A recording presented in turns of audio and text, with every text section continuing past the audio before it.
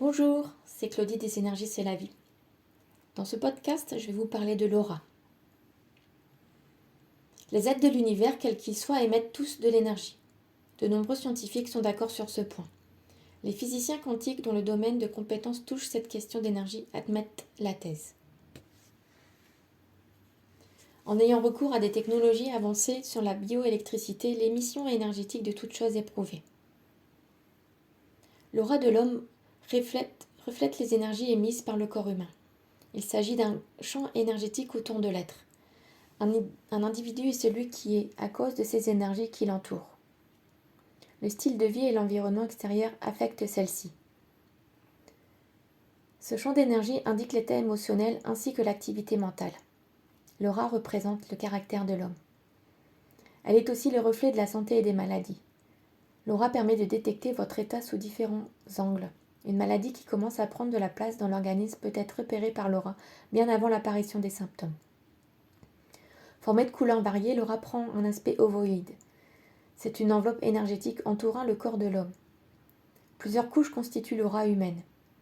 L'énergie vitale circule entre ces couches.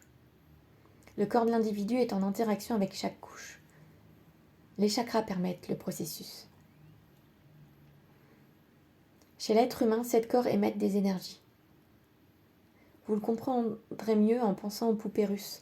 Les couches intérieures sont enveloppées par les plus grandes. Le champ énergétique devient alors plus vaste. L'énergie du corps humain est représentée par les 3 couches intérieures.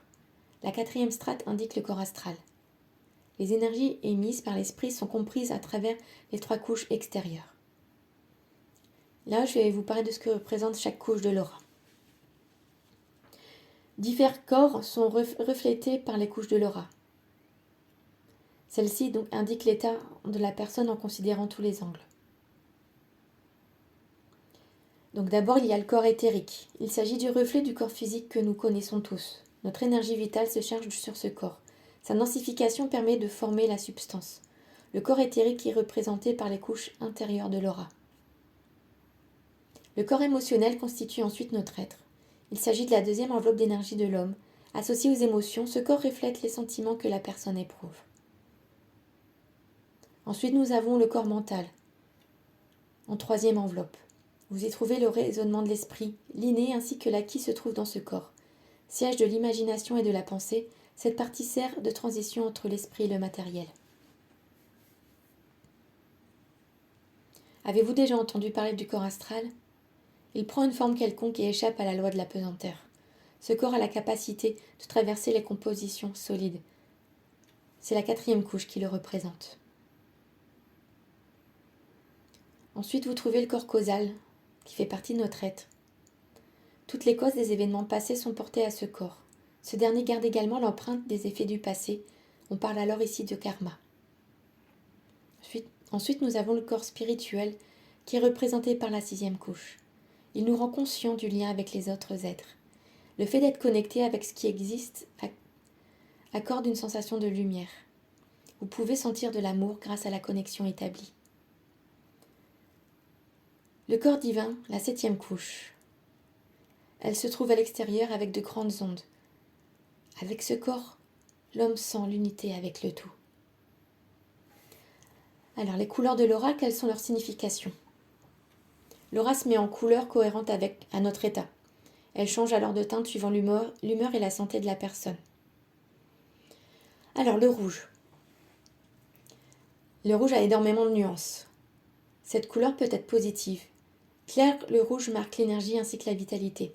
Il montre la chaleur qui anime votre vie. Lorsqu'il devient plus sombre, cela signifie que le négatif commence à dominer. Le rouge foncé s'associe à la révolte et à la colère. Il montre la haine alliée à l'esprit destructif. La passion est marquée par une couleur rouge profonde. Pourtant, lorsque votre aura reflète le rouge profond boueux, votre passion est nuisible. La peur est indiquée par le rouge tirant sur le brun. Vous êtes dans le bonheur ? Votre aura adopte le rouge tournant au rose. Le jaune, il peut être brillant ou terne. Lorsque vous avez une couleur aurique ressemblant à de l'or, votre intellect s'est élevé. Le jaune boueux prouve l'égoïsme et la ruse. Le vert. Le vert dans l'aura reflète l'harmonie dans la vie d'une personne. Il se trouve entre le violet et le rouge, qui sont des extrêmes. Une couleur vert clair montre la guérison et la paix. Lorsque le vert devient boueux, c'est une marque d'avidité. Les personnes jalouses ont dans leur aura du vert tirant au brun. Le violet. Il combine le rouge et le bleu. Il marque de l'évolution dans l'esprit. Couleur royale, le violet montre la noblesse. En dehors des maths spirituels, il est rare de trouver cette couleur dans l'aura. Le lilas signifie l'altruisme. Cette couleur est aussi celle des enfants indigos. Le bleu marque un niveau élevé d'intellect. Plus profonde, elle reflète la dévotion à la religion. Lorsque le bleu est mêlé de noir, les sentiments religieux sont pervertis. Cela marque le côté ténébreux de la spiritualité. La couleur rose montre l'amitié et l'amour. C'est une revitalisation du corps physique. Le rose reflète plus de volonté de vivre. La couleur blanche, elle synthétise toutes les autres. Elle marque l'union et l'intégration. Le blanc signifie la perfection spirituelle. Difficile à trouver, cette couleur n'apparaît qu'à l'aura de ceux qui connaissent l'union et l'illumination. La plus mauvaise des couleurs est le noir. Ce dernier montre la haine menant aux actions nuisibles. La couleur noire représente une pensée malsaine.